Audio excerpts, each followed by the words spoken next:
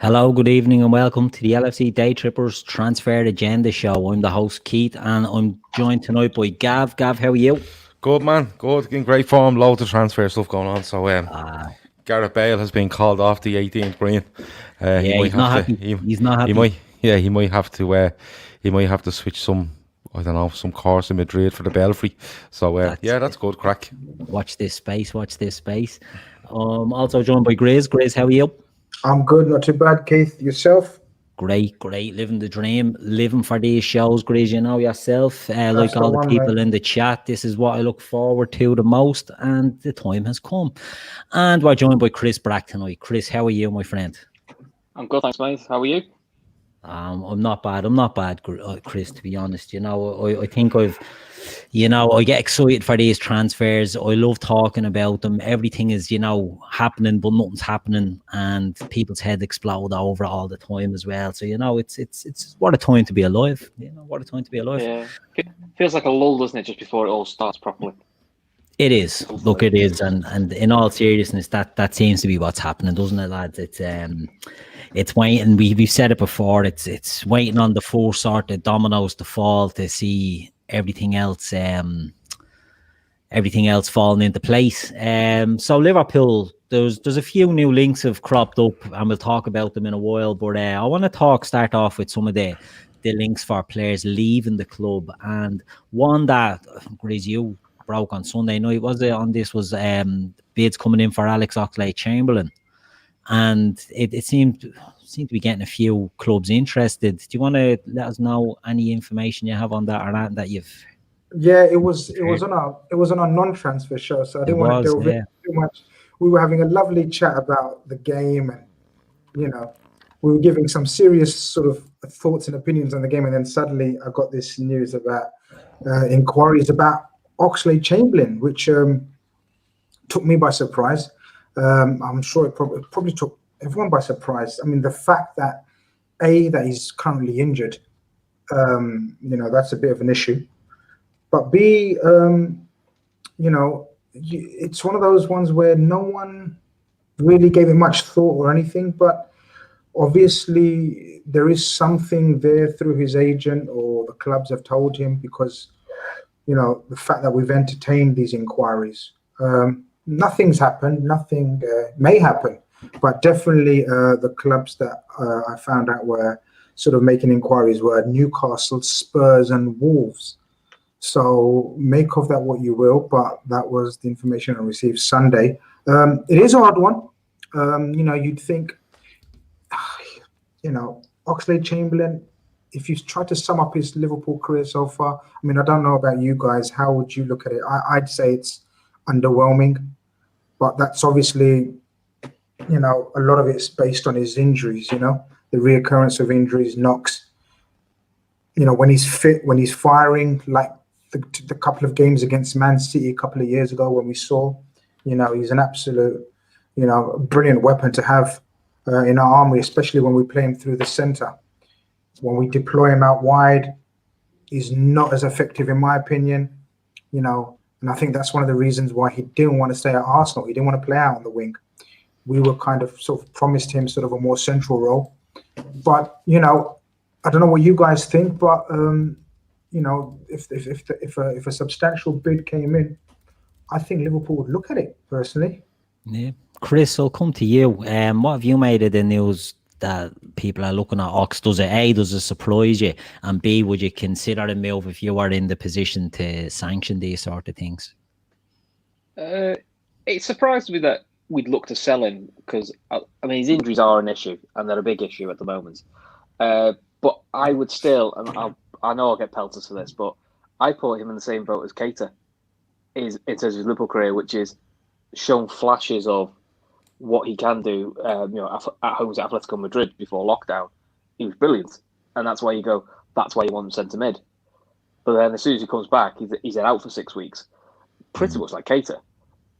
So I can see why clubs would be interested in him because he is versatile. He is good for the middle.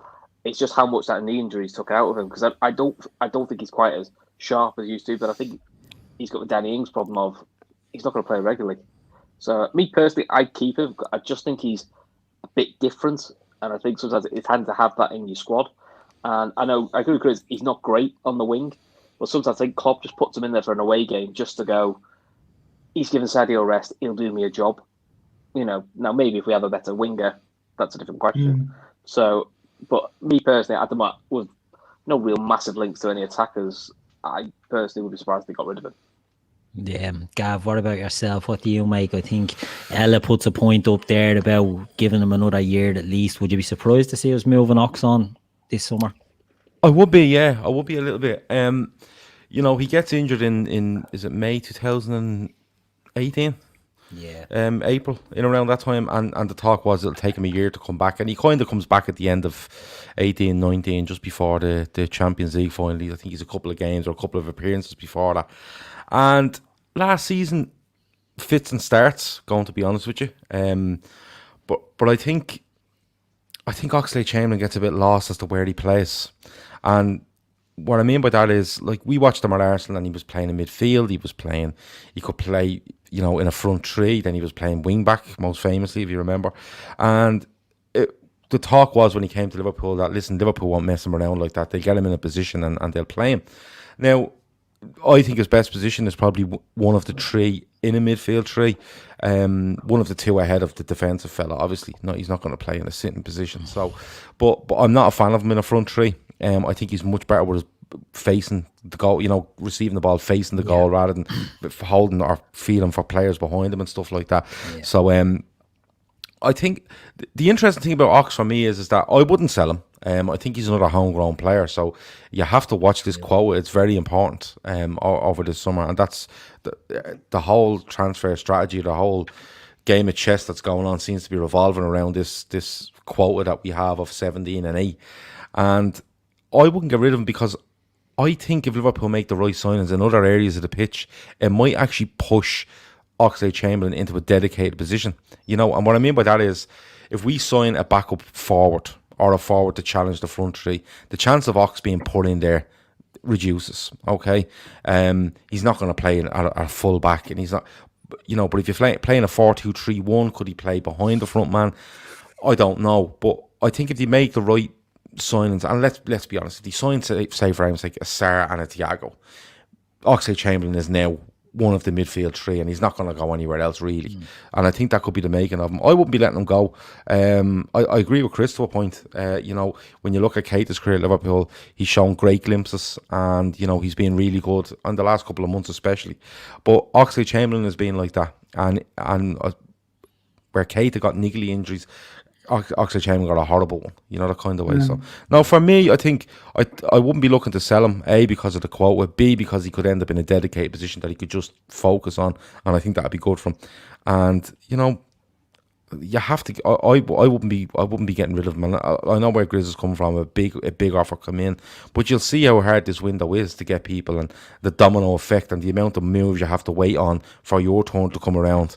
If you do that with Ox and you sell him for 40 million and you want to go out again, people know you have 40 million in your back pocket. Plus, you have to wait for A, B, and C to happen so you can get your bit. That's just the way it's working at the moment. So for me, no, I think he should stay where he is. I mean, I'm going to be controversial and say, Liverpool. I don't think Liverpool will get rid of him unless the offer's too good to turn down.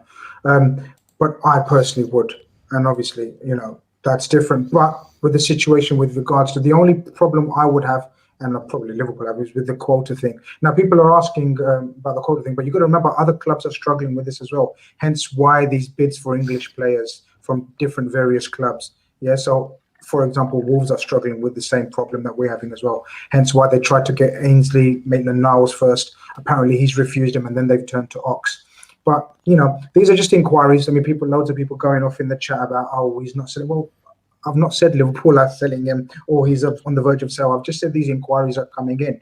And, there's loads of inquiries, behind the scenes. But, to me personally, he's one of your assets where you could quite easily fetch 30-40 million very easily, and that's for that reason I personally would, if it guaranteed me a Sarr, for example, that in my opinion would get more minutes and probably more effective than Ox has been in the past. Maybe I'm being harsh, but I just think since his injury, the biggest asset Ox had was his dynamism, where he'd get that ball beat a player. He could literally carry you up the field.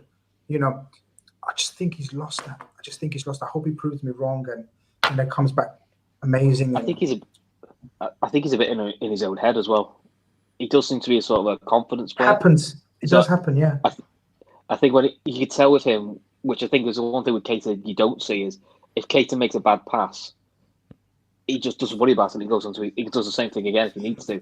With Ox, if he makes a mistake, you could see for the next 5 minutes he fights himself and worried about it because he wants to succeed, you know. But I think it's some ways for Ox, maybe it's been counterintuitive for him. It's making it worse for him, you know. So I'm saying like it's an easy thing to switch off. It's not, but you can see that in his game. I think that's another thing he struggles with.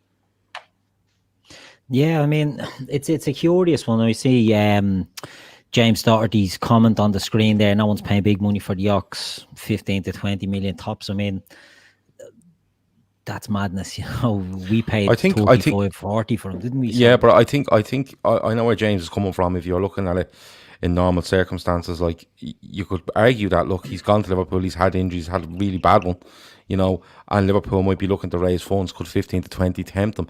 The only thing is, and again, I'll go back to this quote, the clubs out there are looking for homegrown players, all right, so they can subsidise them with foreign imports and big names. So the tariff on homegrown players goes up a bit, like the tariff on English players goes up, you know, when they make one appearance for England and, you know, I don't know, score a goal, and next thing they're worth 30 and 40 and 50 million. So I think the Ox thing, any other time, if we had room to manoeuvre, you may look at it, but I think right now, not for me, no. Even with his injury record, I think, you know, he's an English player, number one, so his price goes up through the roof at any time, and especially now when teams are desperate for a homegrown quota. He's after winning the Champions League and the league at Liverpool. I think we can fetch more than that, to be honest. 15, 20 million. I think teams would pay a lot more than that for Oxlade-Chamberlain, but I agree, I don't think we sell him. I think we keep him because he's a useful player. He's a player that's different to what we have in the team. It doesn't mean he starts all the time, but he's a player that you can throw in, you run, you can drive at teams, and he can play a few positions if needed as well. Even though he doesn't like it, he can. So I can't see us selling Ox. I think there's going to be some mad links, I think, over the next few weeks, and I think this is just one of them, personally. Another player that's in the team that gets a lot of traction for moving on is Divock Origi. Now, I see Fenerbahce, was it, that were linked with a move for Origi after selling Muriqi to Lazio for 20 million, and then straight away we're linked with Origi, but they're looking at a loan with I don't know if it's an obligation or whatever to buy at the end of it. Gav, have you heard anything about this Origi stuff, and would he be one you'd look to go on loan? Would you consider a loan for Origi, or would it be a sale or nothing? No, when you're making a decision on Divock Origi after being at the club for 6 years, whatever, I think he signs after the 2014 World Cup, and then he's gone for a year, so it's 5 years anyway. Divock? Yeah, he's got 2024 contract. Yeah, but I know he's with the club about 5 years, so it's not a case of not being sure on him, and you know, it's not like a new manager is in and you're not sure, send him out on loan. Like, everything's set in stone, kind of, with regards to Divock Origi. I think Fenerbahce, I read it quickly. What I've read from it, though, was something like they pay a loan fee with an obligation to buy for somewhere around 14 million, I think was the number I seen. Way too low. And like, people would say, oh, we don't need Origi, you know, and I get the argument, you know, we can't be looking to, you know, penny pinch on Thiago, for argument's sake, because that's the rumour going around, but want excessive money for us. You know, 14 million isn't Divock Origi, come on, you know, that kind of, it's just not. And like, you look at Villa have signed that fella Ollie Watkins for 28, rising to 33. You know what I mean? Now, he scored a hell of a lot of goals in the Championship. You don't know what he's going to be like in the Premier League, but I'm not saying Divock Origi is 28 to 33 million, but I'm saying you would probably be looking between 20 and 25, I think is probably fair. But you see, the Divock Origi thing is interesting because it also coincides with Raheem Brewster, you know. Like, we got on to Raheem Brewster, I'm sure, in a couple of minutes or whatever, but I can't see them letting Origi and Brewster go. Now, people would say to you, well, Brewster hasn't really played, but he's up and coming. You know, a lot of people would have thought if you're moving Origi on, Brewster could step in there and maybe bring in another forward. But I can't see them selling both. And Brewster seems to be closer to the exit door than Origi for me, whether you agree with that or not. So, but I think, again, there's an awful lot of this being made that Liverpool are selling to raise funds, and every player that's linked and every number that comes out seems to be acceptable now. I don't know whether that's a media-driven thing or it's a desperation from people to just sell him, because if you sell him, you can buy this fella. The kind of way. So for me, Origi, I think Origi and Brewster depend a lot on each other. But having said that, a forward coming in doesn't depend on either of them, if you know what I mean. Like, I think we're looking for a forward anyway. And I think if we were to sell Brewster, we keep Origi. So I think them two rely on each other as to what might happen, but I don't think they'll make a massive difference in the grander scheme of things when it comes to signing a forward this summer. Chris, do you think we're desperate to be selling a Divock Origi that a bit of 15 million euros or 14 million euros, whatever it was that Fenerbahce were offering, regardless of a loan fee on top of that? Do you think we're desperate to be selling one of our players for that? As people in the chat seem to think that we're sort of desperate for money. I don't think we're desperate for money, to be honest. I just think we're looking at players that we can move on. But do you think we're desperate to sell these players for cut price deals? And I'm talking the Origis and all, not the fringe players. I'm on about the sort of backup players to the first team. Like, we're not going to let them go cheap, are we? I wouldn't have thought so. I think I've got a feeling Origi's going to stay, because the most telling thing of the weekend was he was on the bench over Brewster, which says to me Brewster's closest to the door. I think with Klopp, maybe there's a bit of a trust thing of Origi, whether we like it or not. With Origi, Klopp knows what he gets out of him. And perhaps in a condensed season, he's probably thinking, if I've got to sell one, I'll sell the one that I still don't know enough about. Whereas Origi, he knows what he's going to get. And for 15 million, I know people say we need the money, and he does free up a space for another foreign lad to come in. But I don't see why we'd sell it. And I know people talk about penny pinching, but if you sell him for 15 million, you're saying to the rest of the clubs there's a fire sale going on. And you won't be getting 14 million for Wilson. You won't be getting 15, 16 million for Grujic. You'll be getting 8s and 9s and 5s for, because people will just go, we'll just wait to the end, because we know you're desperate. You'll sell Origi for that. You'll sell the other one to Pittons, and then you're in the wrong position, to me. So I think Origi will go, but I don't think he'll go for that level. And also, that could just be an opening gambit by Fenerbahce, and Liverpool come back and go, this is the level. And then you'll see what comes back. Yeah, I mean, it's true. Jono's making a point in there that he thinks I'm delusional if I think we're not desperate for money. I don't think we're desperate for money. I think we've been hit by the pandemic, as other clubs have.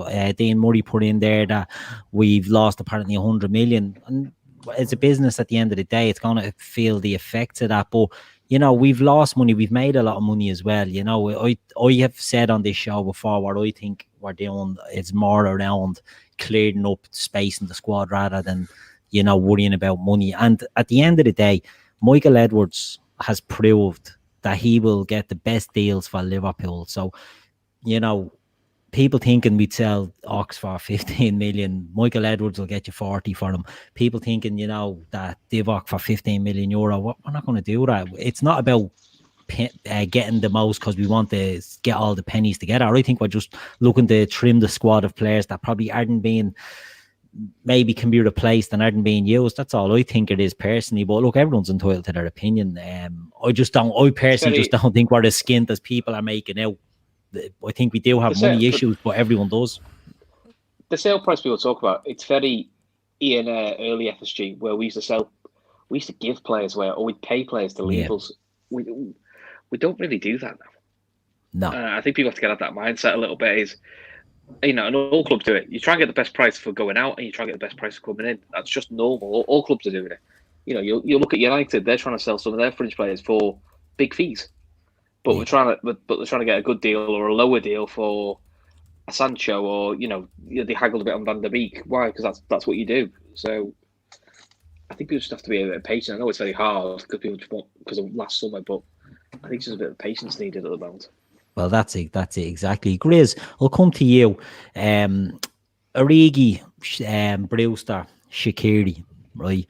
They're all linked with moves away. What do you see happening with those? Essentially, they were 3 of our backup to the front 3. Throw in Minamino now as well. But what do you see the club doing with those players? Well, just adding on to the Origi sort of talk, I think he's going to stay, but only on the basis of, like what Gav said, there's no way we let Brewster and Origi go in the same window, unless we were bringing someone in. We still may be bringing someone in for the forward positions, but I just can't see Origi. And the reason for not getting rid of Origi, in my opinion, is we've lost value in him. We should, I said this at the time, and I'm still sticking to it. When he scored that legendary, iconic goal in Madrid, that was the time to assess the situation. Should have sold him. Just like, I think Gav will remember, we had a discussion about Sturridge a couple of years ago when I said, do you remember when he had a good little end to the season, and we said, that's the time to cash in on Sturridge, because that's when we get 30 million for them, or 40, 50 million in Divock Origi's case, about 30 in Sturridge's case at the time. We ended up letting Sturridge go on a free, was it, in the end? I'm not saying Origi's going to go on a free, but, the offer from Fenerbahce is ridiculous. I mean, that's a no-goer straight away if those are if those figures are accurate. But I know we've been offered 17 million for him from Villa. But in the end, we thought they're going to come back to us with a better offer. We would have accepted 25 at that time, 25, 30, but they went and got Ollie Watkins instead for 28. So they had the money, but they're sort of taking us for Cowboys, and which we're not. Yeah, so we're not Cowboys. We will sell at our price. We've got a brilliant track record of selling players at good prices. But it's difficult. It's difficult being patient, especially in a window like this where everything's so condensed and everyone's looking to do business now. It's not one of those. Do you remember when we first thought it's going to be a quiet window for everyone, not much deals taking place? Well, nah, mate. It's as I think Chris said, it's the calm before the storm. It's going to be a manic 2-3 weeks for everyone, including us. Of course, more so on the outgoing side for us. But again, I agree with you. This summer was supposed to be sort of trimmed down on the squad and just sort of bring in quality, and that was the aim. Of course, we know we repeat, it's just like broken records. COVID has messed up a little bit, but still it can be salvaged. A lot of it can be still salvaged, especially if we can move the fringe players, deadwood as I called it, and a lot of people got offended when I called it deadwood, but the likes of Carragher is deadwood to us. He never plays for us. Shaqiri, I've heard it so many times. Oh, but if he's fit, he can be useful. Well, he's not fit, so he's no use. So, to me, they're deadwood. Wilson, deadwood. He's not going to play for us. It's just a patience game. It's just a patient game. I can see 2-3 players leaving within the next week or so. And then, let's see how it goes from there. But with Origi and Brewster, look, Brewster's we know is out. Brewster's definitely leaving Liverpool Football Club. It's just a matter of loan or sale. Now, from what I've been told, Liverpool prefer a sale, but we also prefer that sale to be 25 million. Is anyone going to give us 25 million in this sort of time? I don't know.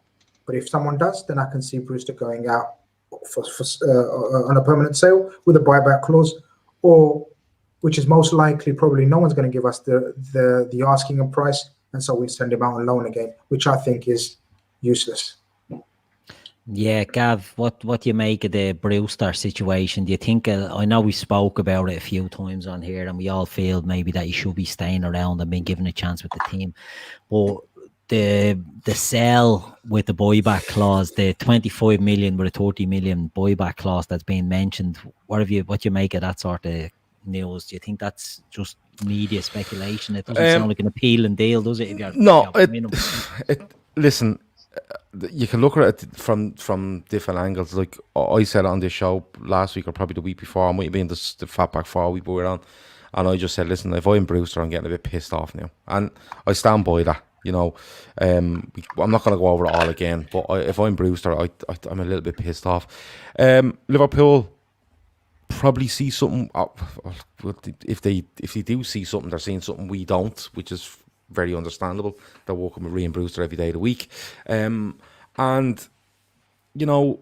they might just turn and go, listen, we're not sure about him. We're not 100% sure whether he fits or whether he has his ceiling is high enough or he fits the system. And, you know, Klopp is going to play a certain way for 4 years at least. Maybe they're just weighing these up and going, listen, we'll take the 25 and we buy him back for 30. Now, if I'm the buying club, I'm not doing a deal at 25 for a buyback at 30, because why would you take a player and nurture him and help him and progress him for 2 fucking seasons and pay him and then turn around and sell him for 5 million quid? It makes no sense at all. If it was 25 with a 40 or 45 buyback, you go, fair enough. You know, we make 20 million profit on him and we could be a team that's in around 10th to 15 in the league, but he's going to help us get to between 6th and 10th. Do you know what I mean? And maybe get us into European spot. You don't know because he's a kid. I wanted him to stay, Keith. You know that. I wanted him to stay. I wanted him to stay around the squad. I wanted him to be given the opportunity within the squad that other players that have done less than him are being given. That's my point of view. I don't think that's going to happen now. The most I would go to was a loan. I think the loan is probably me clutching at straws. I think, you know, a sale is... It looks likely if you believe everything you read, but I don't. I think the figures are a bit off, I'm being honest with you. And if I was Brewster and I was known Liverpool wanted to sell me, I'd say, listen, I will go, but I don't want any buyback clause. Take a 25 now because you don't value me high enough. So take a 25, because it's a bit hypocritical of Liverpool to say we don't think he's that good enough, but we want 25 million for him when you actually think about it. Do you know what I mean? Yeah. So I think, come on. Not only that, like if we're buying him back, he's obviously smashing the arse off wherever he's gone. So for them to then give him back, it's not even just a case of nurturing him for 2 years or whatever. He's probably England international at that stage and they're getting stung. So it's not an appealing move. It's not an attractive move for any buying club, for any of the clubs he's being linked with. Yeah, no, it's not. It's not. So it's a couple of things don't add up there, but again, Brewster, Origi, what happens? I think you see one of them out the door, and it looks more likely to be Brewster. And I think there's better value probably in Origi and for us, and there's better value for others in Origi, because buying Brewster 25 or a 30, even 35 buyback is madness. I believe if he leaves Liverpool, he won't come back anyway, regardless of what he put in. Yeah, but this is what clubs will know, Gav. So many people are talking about and making a big fuss about this buyback. He won't come back to Liverpool. He won't want it. That's just a formality that will be in the contract for the sake of it. Really, him and his agent will know, all right, if they don't want me now, they won't want me, you know, in a couple of years' time. And even if they do want me, I'm not going to go. So you've got to remember, Brewster will hold the cards, hold all the cards. So that's just a formality. People are making way too much about the buyback and, we should be... No, forget that. If he wants to go, if the bid comes in, he'll be sold. And that's the end of it. That'll just be a PR thing from Liverpool. We put in a buyback clause to appease the fans that, listen, we wanted Brewster to stay. He'll be gone. Yeah, but just Jono says there, Gav, Pierce said, we are willing to sell Brewster because we see him as someone who can generate money for us to spend. I know where Jono's going with that, like, you know, we're selling the team because we need money to buy, whatever. And I see that. The other way you could look at that is that Pierce is saying, listen, lads, they're not selling him to get money to cover a COVID situation. They're willing to spend it if they get it. But I know where Jono's coming from, you know. And listen, there's loads of clubs out there that are taking out loans and going above their means to a certain point, you know, in order to make this COVID thing seem smooth now. And I think down the road it might hurt them. Liverpool's owners, and it's the model for years, they don't go above what they earn. They don't put the club into debt. They don't take out loans against the club. And that's just the way it is. And it's a tighter situation now because of COVID. And I understand people's frustrations. Everybody wants players. I want players. I want the centre-back. I want Thiago and I want the forward. And I've said it loads of times. When the 6th of October comes, if them players aren't in the door, I will raise concerns and go, hold on. We need these players. And Klopp has said it. People in the comments have said it. Klopp wants quality in numbers. Okay, and he very rarely mentions numbers because he usually likes a tight knit squad. But I think he's starting to see that he needs to fill out that squad a little bit more, because he's probably seen over the last season or two that he has got injuries and he has got players out of form, that he needs a few more. And I want them. I want the same thing as the people that are saying we're only selling to buy. I want the same thing as they do, but I just look at it in a different way. And we're all entitled to look at it whatever way we want. I still say though, come the 6th of October, I will turn around, and if I have, well, it won't be me. I won't have them. They won't be in my house. But you know, if Liverpool as a club have done what I feel is what I would like them to do, I'm quite happy with it. If they haven't, you would have to ask questions and go, well, why? You know, because and have it explained to you. But you know, I don't see the point in people shouting, oh, and don't get me wrong, both sides of this. I don't get people shouting, oh, we're only selling to buy, it's a fucking outrage. And then people like going completely, no, everything's absolutely fine. I'm in the middle. You know, I'm not shouting and screaming, but I'm not one going absolutely fine. It's not. You need 3 players. You know, you know, I think it's fair to say that the dog on the street can see that. So we just have to wait, and you do have to trust them, but in a sense of what they're trying to do. But you have to look at that trust at the end of this process and say, were we right to trust them? Did they do what we expect them to do, or did they undersell themselves and come up short in this transfer window? It's very true. I mean, it is all about trust. There's no point in going mad now. It's a weird transfer window. The whole thing about sell to buy, we've always been sell to buy, as you said, Gav. Sorry, Keith. Owen Conway says, you'll say it's a good window no matter what happens, Gav. I'm on record here. I'm on record very early on here saying that Liverpool needed left-back cover, a centre-back, an attacker, and I said possibly a midfielder if it was a bonus opportunity. This before Thiago even fucking came around. And the reason I was looking at midfield was because of Genie's contract issue, Milner's age, okay? Lallana at the time, we knew he was leaving, but he was leaving, so there you go, okay? You have got Fabinho, has got the odd injury. Henderson can get the odd injury. Keita, you know, we've seen dips and highs and lows with him. So I have said very, very early on that's what I would be looking for. I want to mind Owen because Owen has said that, so I have a right to reply. So Owen, guarantee it, come the 6th of October, if we've done the left back thing, if the centre back, if the midfielder and the attacker doesn't come in, I am in no way, shape or form going to tell you that is a good window, no matter what happens. I think you don't judge the window till the end of the season, because if we sign nobody in this window, only Simicast, and we win the league, it's a good window. And people need to try and get out of the mindset of the here and now. You know what I mean? Liverpool, as I was saying, Liverpool selling to buy, it's not like we're selling Suarez to buy and making the balls of it. We've been selling Solankis, we've been selling Sakos, we've been selling Bentekes, we've been getting good money for them. This is just now that COVID has thrown everything a bit all over the place. We're looking at the squad we have and saying, right, who can we move on now? And if it is Brewster, and I've been on record saying this, and I'm going to say it again, I think there's been a falling out last year with Brewster and Klopp, because why was Brewster sent on loan for the last 6 months of a title run in when he could have stayed around the squad and he could have learned more, but he was shipped off on loan? And I know it done him good. He played first team football at Swansea. But to me, there's never been a plan. I think there was maybe a plan for Brewster, and I just think something happened, and I think Klopp would be happy to get rid of Brewster out of the squad now. I don't think it's being forced to sell him. I think he should be given a shot, but for me, something doesn't sit right there, and I think there's been a falling out, or Klopp doesn't see in Brewster what he maybe thought he would have seen 2 years ago. Yeah. That's my opinion. That's my opinion, and I stand over that. And absolutely. I stand over.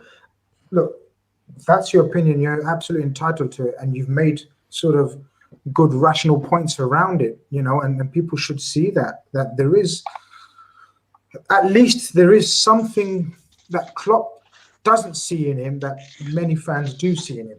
Let's look at it that way.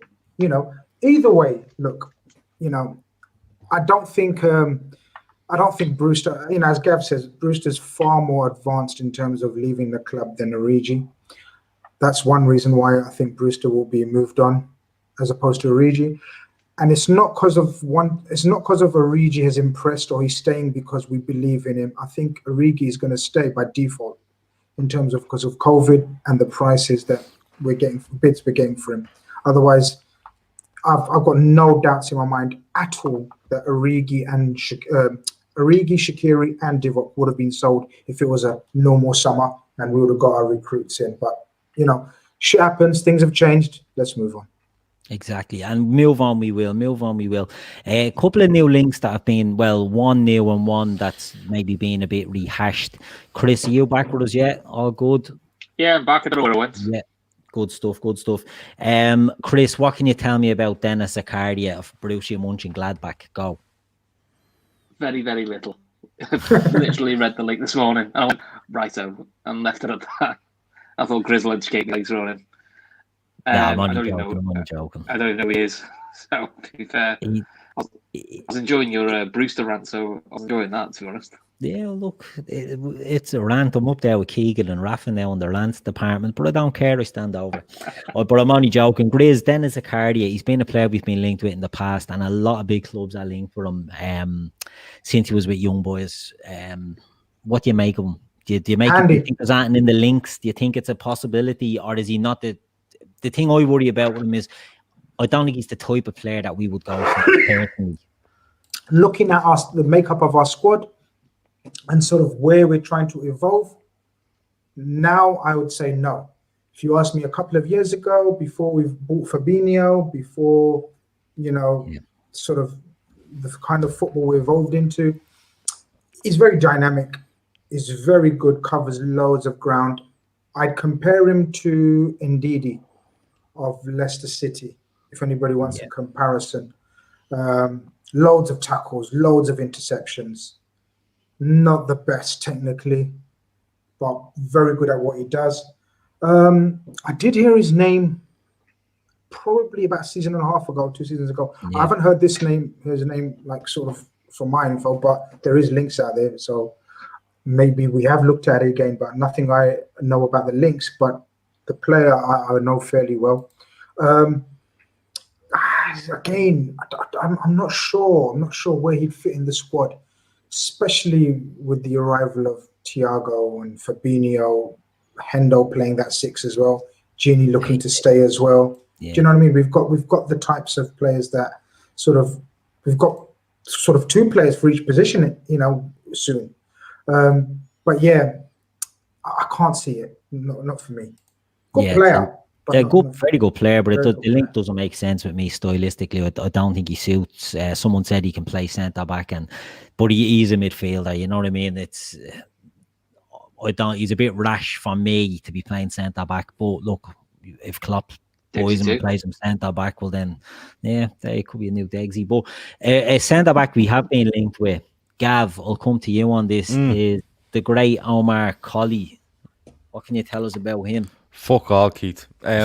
His name turned up today. I looked up. Sampdoria, is it? Yeah, Sampdoria. Yeah. Sampdoria. He's Zambian, am I right? Gambian. Same thing. I know what Grizz says it. They're literally the same country, aren't they? Probably not. But probably at war for the last 20 years, and I don't know. But listen, it's a centre half link. What sort of money are we looking at, Keith? Well, he's apparently got a buyout of 10.8 million. Well, there you go. That's why it's another in the one news. That falls into that bracket. I did see him linked, though. I think what was it, Celtic, Leicester, looking at him as well. So, listen, if any centre half comes up around 10, 11, 12 million quid, no matter who they're linked with, Liverpool's name are going to be thrown in there. Now, it could be a case of there is genuine interest. Liverpool have him on a list and they're going down the list and they're checking it twice and all that, and his name pops up, or they're looking to get a deal somewhere else and they throw Liverpool's name in and it pops Leicester's attention or Celtic's attention and makes them pay the money, because that's the buyout, and it's decent money, isn't it? It's very good money for, I suppose, for a centre half playing Serie A. So I don't know, Keith. I don't know. I'm still a bit all over the place as to what we're going to do at centre half. Now, I have said I want a centre half in, but I'm still a bit torn on what type. And what I mean by that is, do I want somebody young like a Ben White? Now the Ben White money went colossal and he signed a new deal. Yeah. Do I want someone like that? Do I want someone like this Colley fella?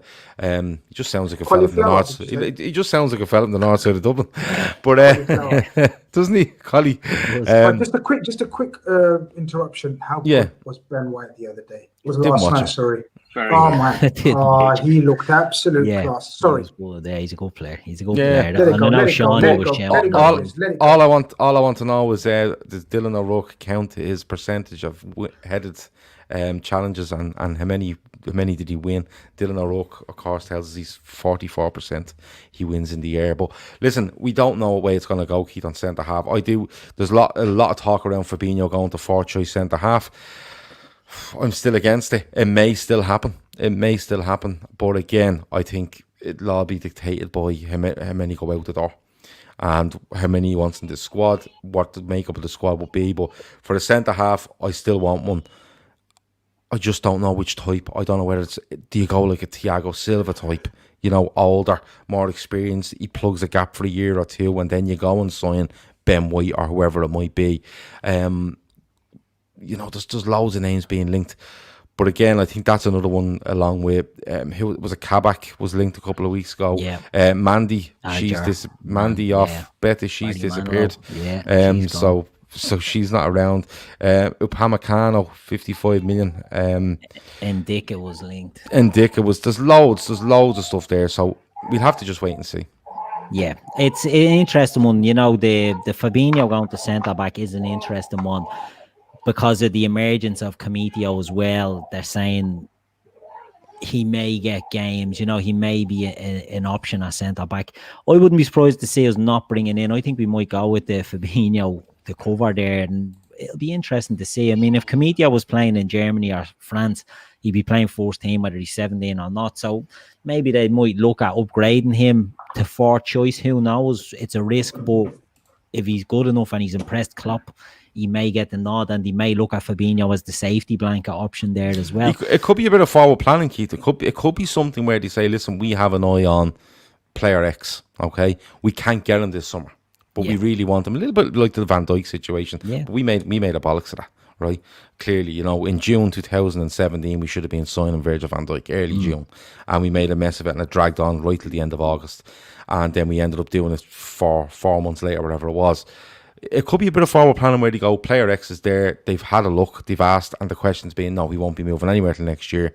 Liverpool are confident on it. Let's put Fabinho in there. Let's not bring another player in. Let's put Fabinho in there. We'll make do for the season. How many times will he play? My worry is that you will play too much there. And then next season you just go out and you lash out on your centre half then, and you move Fabinho back out. I think if you ask my opinion, which you probably was coming to you. But I agree with you, Keith. I think we're going to hold fire on the centre back. I mean, I know the journalists have come out and said we're actively looking for a centre back. I think Pierce has said it. I think Paul Gorst has said it. The current sort of football correspondent for the Echo, isn't he? Senior writer or whatever the title is. I know they've said it. We've come out we're actively looking for a centre back. I think we may hold fire on that. I still don't think we've forgotten Ben White, even though he signed a new contract, whatever. I definitely think he's on our long-term list. And we have a history of waiting on the right centre back, don't we? As long as he's the one that we want. If we target someone, we stick to it. In terms of players, Klopp actively really, really wants him, and we know that he wanted Ben White. Centre back, about this fella, I don't think he fits the profile. If you ask me, he's at that age where he'd want to be playing every week, especially as an international. Yeah, he's clumsy. The times I've seen him, he's very rash. Yeah. The funny thing is, every centre back that we've been sort of linked with last couple of weeks, I've called them rash, but that's the difficulty in finding a gem of a centre back. You see, it's the price range we're looking at, the age, the quality. We're not looking for someone who's gonna. Well, we should be, but it seems as though we're not looking for someone who's going to come in as challenging as the first choice is. We're looking for someone who's sort of just maybe possibly content with fourth choice. So therefore, the quality is, you're looking at diminished quality when you're looking at that. So the fella that, what was his name? Gav Cauliflower. This cauliflower Simon is Simon Cauliflower. Simon Cauliflower. Yeah, he doesn't appeal to me. The link is vague as well. Apparently, not much. I don't know. Not for me. It's a tenuous one. I agree, Grizz. He played 30 odd games for Sampdoria last season. He'd rather, if he wants to play, he's going to go to Celtic or stay where he is, or go to Leicester or Burnley or whoever else is looking at him. He's not going to get a sniff for us. And I think he only has like 20 caps or 20 odd caps for Gambia. So it's not even like at that age, why is he not got more? So there's a few question marks for me over him. But look, we'll move on from him because I don't think it's happening, to be honest. I think it's a weird link. I want to talk about a club doing a bit of business now, lads, because we're not long left. Spurs seem to be waking up from a bit of a slumber at the moment and seem to be linked with players left, right and centre. I'll come to you first, Chris, on this one, right? So Spurs made a bid for Reguilon off Real Madrid this evening. Man, you were linked with him. Do you see that one as one Spurs could get over the line, or does it make sense to you that they're going for it, or do you see United jumping in? It makes sense. I think Spurs are swallowing the pride to include the buyback clause. A bit like the Brewster thing we talked about earlier. The buyback clause is a bit of a elite club thing that they do. And I think politically United don't want to do it because they don't want to be seen as a Real Madrid feeder club. Whereas Barca did it with Deulofeu to Everton. And at the time, Everton, he did them a favour. They got the player for 2 years and came back. I think Jurgen Mourinho's thinking in 2 years' time I won't be here anyway. So, and I don't want to trust Ryan Sessegnon as my left back. So I think that's why he wants him. So I can see him going to Spurs. I see him say, I don't think United will come back in for it because I don't think politically they would want to be seen to be a feeder club for Real Madrid, where we'll develop your lad for 2 years and then if he's really good, we'll give him back for a very minimal fee difference. So it does make sense. United fans will spin it one way or the other, but I think that's the only reason they're not going for it, because they don't want to be seen as a tier below. I think they're right too. Not saying it's wrong, but that's quite a lot of do it. I think they're absolutely right. What age is this fella? Young lad. He's only young, 22 or something. Right. So again, you're looking at a player that Real Madrid probably think is okay. I'm not too sure. Have they sent him out on loan before? Well, yeah, he's on loan at Sevilla. Right. Okay. So they're looking, and they've sent him out on loan, and they're looking to protect an asset. And again, we're not too sure, but if he goes somewhere else and works and does well, we'll take him back. United are dead right in what they're doing. He's 23. Yeah, so United are looking to buy a player from Real Madrid that they're not too sure about, and they're sending him out on loan. At 23 years of age, he should be pushing into Real Madrid squad. You know what I mean? If he's that good, United are turning around going, no, listen, we'll pay you the money. There's no problem there. But you're not taking him back for an extra 10 million in 2 years' time or 3 years' time if he turns out to be the best. He's the left back, isn't he? The best left back around. They're absolutely spot on what they're doing. And that's why Liverpool might struggle with the whole Brewster thing. But Spurs are weird, aren't they? They look like a club to me, or being managed by Mourinho, that's trying to put a big physical stamp on this team, a budget, that's below what he is, way below what he's used to. So Højbjerg, Doherty's a good fullback, but he's quite big and strong, that kind of way. Linked with Troy Deeney, Danny Ings is being linked there as well. Kind of strong, muscular, powerful players. And, then the Gareth Bale thing is up tonight as well. And, apparently it's swapped. He'll be calling me next. What? He'll be calling me next. Yeah, that's it. But you see, the thing is, like, there's talk now Gareth Bale to Real Madrid, from Real Madrid, with Dele Alli going the other way. Now, I don't know. The only way that works from my head is if Spurs get Gareth Bale plus X amount of money for Dele Alli and use that money that they get off the deal to pay Gareth Bale, because Gareth Bale's on a colossal amount of money. $650 a week or something. And he doesn't have to play football. He's playing golf. I see Liverpool apparently are linked with him as well. I'd be very surprised at Liverpool at is he 31 now, Gareth Bale? Yeah. You know, if the rumour going around, it's, you know, people saying, 29-year-old Thiago, 31 Gareth Bale, and he doesn't even like football. You know what I mean? Like, even if he halved his wages and say call it 260, 270 a week, I don't think it's Liverpool. It's Liverpool's market at all. But Spurs, for me, they look. Someone said there earlier, they look like they're panicking. I agree. There doesn't seem to be any. There doesn't seem to be any plan into this, because you don't go, you know, Troy Deeney, Danny Ings, you know, Gareth Bale all of a sudden. Let's ask about Gareth Bale while we're talking about Reguilon or whatever his name is. It's all a bit wishy-washy, and as Chris said there, I think it was Chris said, he won't be there in 2 years anyway, so he doesn't give a shit, does he? They're all very now players, because, I mean, not to defend Mourinho, because I'm not a massive fan of him, but I think he's now realised what kind of a shitstorm he's walked into. Because that squad has needed ripping up for about 3 years. And his biggest problem is his main asset, which is Harry Kane, which is he can't move. Watch Harry Kane now. His movement is nowhere near the level it used to be. It's, you know, finished, no problem. Anything near the box now, he'll finish, no problem. But to me, he looks like a late Alan Shearer, as in Shearer after his couple of knee injuries, where he's still a finisher, but he hasn't got the movement that you saw from Kane 2-3 years ago, where he would link play and he was clever off the ball. And that seems to have gone now.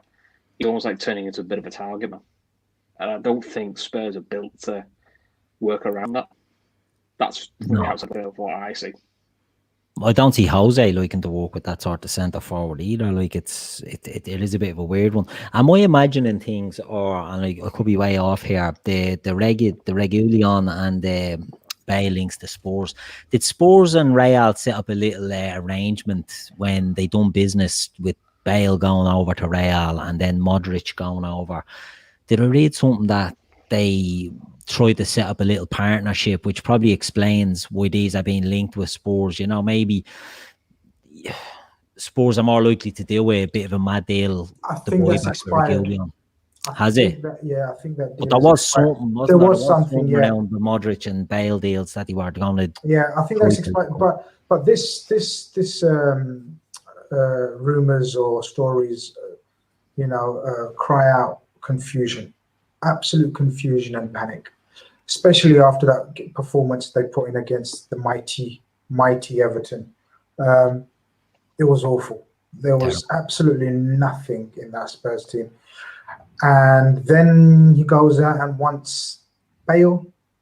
I mean, the only reason that this is probably going to happen is Bale's sort of love affair with Spurs. The only team he'd come back for, sort of, and he will slash his wages. Forget the wages. Madrid will pay most of it to get him off their books. Like, they fucking hate him over there. Like, get out. They're forcing him out, and he won't go. As Gav says, he doesn't even like football anymore. But if he did want to play for any team, it probably would be Spurs. Can see that happening. Now, the other fellow from Seville, Reguilon, say how you want. He probably is my favourite fullback in world football at the moment. One of them, apart from Robertson, of course, left back. He's sensational. This guy's a gem. I was so not wanting him to go to United, because he's good. He's Jose wanting him. Jose could do something because they're poor at fullback, aren't they? With Davis, yes. They've sort of rectified with Doherty on right back. And if any Spurs fans are listening or watching us, I tell you guys, if you get hold of him, he's a gem. Again, I'm not too fussed about the buyback and all this new summer. This new term that's coming this summer about buyback clauses, and everyone's going up in arms about them. Again, I'll say again, it does depend on the player individual, how he feels about sort of being loaned out and then being bought back, But yeah, this one would be a bit difficult. I agree, because when Madrid come calling for a Spanish player, it's different. So maybe Man United are wise and thought, now sod that for a laugh. We're not sort of building up your player for a couple of years to build back, but they could have done him for a couple of years. That's what I will say. Because if Spurs get hold of him, I think he will show to everyone in the Premier League he's very, very decent. Yeah, until he goes back to replace Marcelo in 2 years' time. But that's the thing. But that's exactly the thing. Exactly suits Spurs. Spurs are in it panicking for the now. Spurs were never, the moment they hired Jose Mourinho, they were never looking for a rebuild or refurbish of this squad. Never. Jose doesn't do that. Jose is not the man for that. They bought him for the now. So Reguilon would be bought for the next year or two. Perfect for them. Bale for the next year or two, if that. Perfect, and that's the kind of panic buys that other clubs are doing, whereas we're not. Yeah, it's mad. It's but getting back to the Bale thing, it was a Kaiser Soze said the greatest trick the devil ever pulled was making people think he didn't exist. People forget how bad Gareth Bale was injury-wise before he became a golfer. So anyone that pays money for him, you're taking on an absolute crock of shit because he was injured all the time when he played football. So now he's been retired for a couple of years. I don't know. I think it's a risky. Very risky. I'm laughing. Danny Emery says Gav just got an email from his Nigerian uncle saying he's inherited 3 million quid. Because I'm looking down, I'm not looking at you. I'm looking at the screen. I'm following the comments. Sorry, go on. No, you're grand. Just someone makes a brilliant point. I'm so sorry, I forgot their name. Let's see if I can find it because I always like to give. Ramesh Khalil says Madrid already have Ferland Mendy and was very young. They're not looking to replace him anytime soon. So, very good point. Ferland Mendy, another superb left back. Yeah, that's true. I suppose they did sort of future plan, and it was like with what was his name? Hakimi, was it the right back that he sold to Inter, and he looked like he was the best sort of right back in Europe, and Madrid just happily let him go. So yeah, maybe they're happy with their options, and they don't want to maybe waste their money, because even the likes of Madrid, Barcelona, they're all looking at this summer, they don't all have huge money to throw around. I mean, I seen something today. Atletico have already spent 78 million or something this summer, and that was making permanent deals for Morata and Carrasco, who they brought on loan last year, and they were two terrible deals. Do you know what I mean? Like they were obligations to buy, I think, and things like that are just going to stump teams across Europe. So before we finish up, I just want to touch on a few things that are happening across Europe. The Depay looks like he's been linked strongly with Barca, but that's maybe not as far advanced as people thought. We have Aouar being linked with Juventus, so it looks like dominoes are going to start moving. Gav, before we finish up, do you have anything else that you want to bring up before we? I want to talk about Genie and that before we finish. So do you have anything before we? No, I want to tell you all about what's coming up during the week, but we'll do that at the very end. At the very end, good stuff. Right, Grizz, Genie, the rumours now look like he's actually staying and wants to sign a new contract. Do you think that'll happen, or what do you see happening with Genie? I hate to say I told you so, but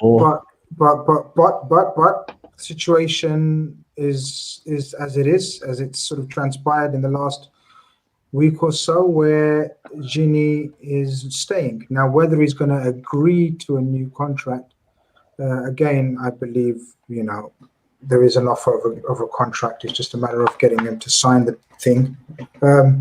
We don't know yet. No one knows yet.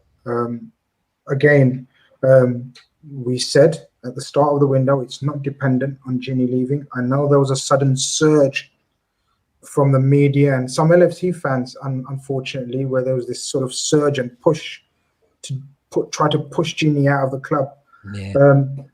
I don't think Genie ever wanted to leave. That's the problem, and that's the issue, and that was the concerning thing. I said it. Thiago, everyone was saying, but it's the same with Thiago. No, Thiago wants to leave. Genie doesn't want to leave. Thiago wants to come to Liverpool. Genie wants to stay at Liverpool. Now, whether an arrangement can be made via contract and signing it, it's up in the air a bit. But I think it's fairly safe to say Genie stays this window. And it's not dependent on Thiago. Doesn't mean we give up on Thiago before the comments start pouring in. Does this mean no Thiago? No, it certainly doesn't mean no Thiago. Thiago is still very much on, and Gini, added bonus, looking likely to stay as well. Which would be interesting. Gav, what do you make of the Genie to stay links? Do you think it's will it be a permanent new contract, or just see down the last year? I don't know now, Keith. I'm being honest with you. You know, I always thought running up to before the end of last season that he would sign a deal. Then it kind of went very quiet. Then it went. Now it looked like he was on the verge of leaving, and now apparently he's back from international duty and he's having positive talks with Klopp and stuff like that. I don't know. I really don't. You know, if these talks are positive, it could be a case of there's a new deal in the line down the line there from, or it could be a case of listen, stay we are. We're happy to let you go and shake hands at the end of the season. It could be something like that, but it's a very strange one to read. It's a very hard one to read, and you know when you look at us being linked with Thiago and stuff like that, I think there's room for both of them. I've said it from the start. I don't see why you can't have both of them in your squad. But if we're looking to move on players and bring in players and kind of balance up stuff with regards to finances as well, you know. In that sort of circumstance, the obvious thing to do is cash in on Gini Wijnaldum, isn't it? With a year to go, you know, a lot of people will tell you they don't want to do what they done with Emre Can, but Emre Can was being offered a deal, and the deal was there, and he couldn't keep his mouth shut about how much he wanted to fucking play for Juventus or whoever else it was.